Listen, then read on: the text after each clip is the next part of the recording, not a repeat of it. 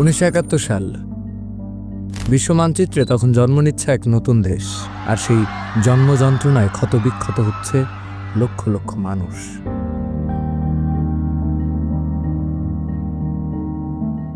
একদিকে পাকিস্তানি হানাদার বাহিনীর বর্বরোচিত গণহত্যা, অন্যদিকে ভিটামাটি হারিয়ে সীমান্ত পাড়ি দিয়ে ভারতে আশ্রয় নেয়া 1 কোটি রিফিউজির হাহাকার। কিন্তু বর্ডারের ওপারে অবরুদ্ধ বাংলাদেশে তখনও রয়ে গেছে কোটি কোটি মানুষ, যারা ধুঁকছে ক্ষুধা, রোগ আর মৃত্যুর নিশ্চিত আশঙ্কায়।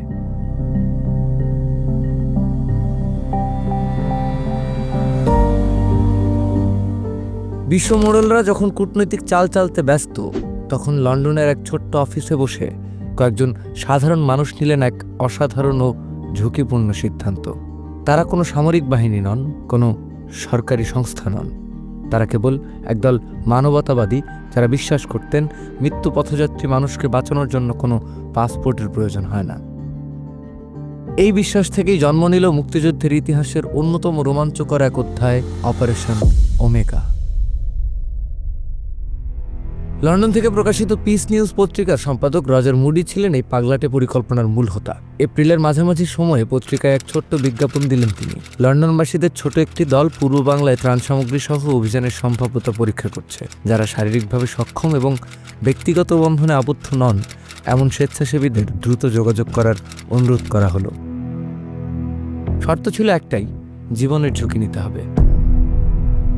রজার মুডির এই ডাকে সাড়া দিয়ে এগিয়ে এলেন ব্রিটেন ও আমেরিকার কয়েকজন তরুণ তরুণী। তাদের মধ্যে ছিলেন সদ্য বিবাহিত ব্রিটিশ দম্পতি পল কনেট ও অ্যালেন কনেট, যারা হানিমুন অসমাপ্ত রেখেই ছুটে এসেছিলেন মানবতার ডাকে। ছিলেন প্রকৌশলী বেন ক্রো, সমাজকর্মী জয়েস কেনিওয়েল, ক্রিস্টিন প্রাট এবং গর্ডন স্লাভেন। তারা জানতেন তারা যা করতে যাচ্ছেন তা কার্যত সুইসাইড মিশনের চেয়ে কম নয়, কারণ পাকিস্তান সরকার তখন আন্তর্জাতিক ত্রাণ সংস্থাকেও বাংলাদেশে ঢুকতে দিচ্ছে না।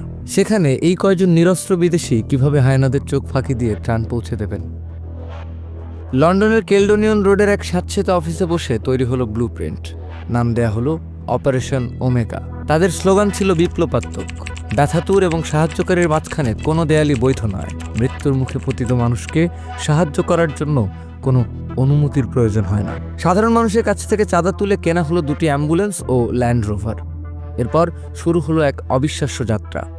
ইউরোপ থেকে সড়কপথে হাজার হাজার মাইল পাড়ি দিয়ে তারা পৌঁছালেন ভারতের সীমান্তে। ক্যালেন্ডারের পাতায় তখন 17 আগস্ট, পেট্রাপোল সীমান্ত। কাঁটাতারের ওপারে বাংলাদেশ তখন এক মৃত্যুপুরী। অপারেশন ওমেগার 2টি ল্যান্ড রোভার বোঝাই করা বিস্কুট, ওষুধ আর 500 শাড়ি নিয়ে সোজা বাংলাদেশের দিকে রওনা দিল। সীমান্তে ভারতীয় রক্ষীরা অবাক হয়ে তাকিয়ে রইল।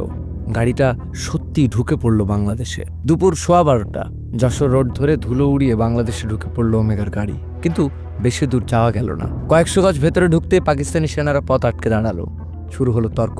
ওমেগা দলের সদস্যরাও স্পষ্ট জানালেন তারা কোনো রাজনৈতিক উদ্দেশ্যে আসেননি, এসেছেন ক্ষুধার্ত মানুষকে খাবার দিতে। কিন্তু পাকিস্তানিরা কোনো যুক্তি মানতে নারাজ।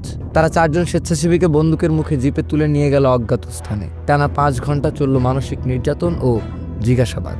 শেষমেশ আন্তর্জাতিক চাপের ভয়ে তাদের ছেড়ে দেয়া হলেও বার্তাটি ছিল পরিষ্কার, ফিরে যাও নইলে মৃত্যু। কিন্তু ওমেগা দলের অভিযানে পিছু হটা শব্দটি ছিল না। প্রথম প্রচেষ্টা ব্যর্থ হওয়ার পর তারা নিলেন আরও বড় ঝুঁকি। এবার তারা সিদ্ধান্ত নিলেন নদী পথে বা চোরাগোপ্তা পথে ঢোকার। সেপ্টেম্বরের শুরুতে গর্ডন স্লাভেন এবং মার্ক ডুরানের একটি দল গোপনে বাংলাদেশে ঢুকে 3 দিন ধরে সফলভাবে ত্রাণ বিতরণ করে ফিরে আসেন। এটি ছিল তাদের প্রথম বিজয়। কিন্তু সব গল্পের সমাপ্তি সুখের হয় না।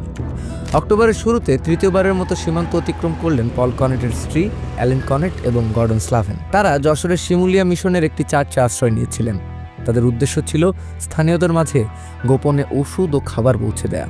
কিন্তু রাজাকারদের তথ্যের ভিত্তিতে পাকিস্তানি আর্মি চার্চটি ঘেরাও করে। গ্রেফতার হন 29 বছর বয়সী মার্কিন তরুণী অ্যালেন কনেট এবং তার সঙ্গী। তাদের বিরুদ্ধে অভিযোগ আনা হয় অবৈধ অনুপ্রবেশের। এক প্রহসনের বিচারে তাদের 2 বছরের কারাদণ্ড দিয়ে পাঠিয়ে দেওয়া হয় যশোর কারাগারে। ভাবা যায়, ভিনদেশের এক তরুণী, যার নিজের নিরাপদ জীবন ছিল, সুখের সংসার ছিল, তিনি কেবল বাংলার দুঃখী মানুষের জন্য পড়ছেন পাকিস্তানি জেলে। জেলের ভেতরে এলেন, দেখলেন আরেক নরক। তার সাথে বন্দী ছিলেন আরও অনেক বাঙালি নারী, যাদের ওপর চলত অকথ্য নির্যাতন। অ্যালেনের গ্রেফতারের খবর ছড়িয়ে পড়ল বিশ্বজুড়ে। পল কনেট লন্ডনে বসে স্ত্রীর মুক্তির জন্য আন্দোলন চালিয়ে যেতে লাগলেন। কিন্তু অ্যালেন ভেঙে পড়েননি। জেলের ভেতরে থেকেও তিনি বন্দীদের সাহস জোগাতেন। অবশেষে এলো সেই মাহেন্দ্রক্ষণ। 6 ডিসেম্বর 1971 যশোর মুক্ত হলো।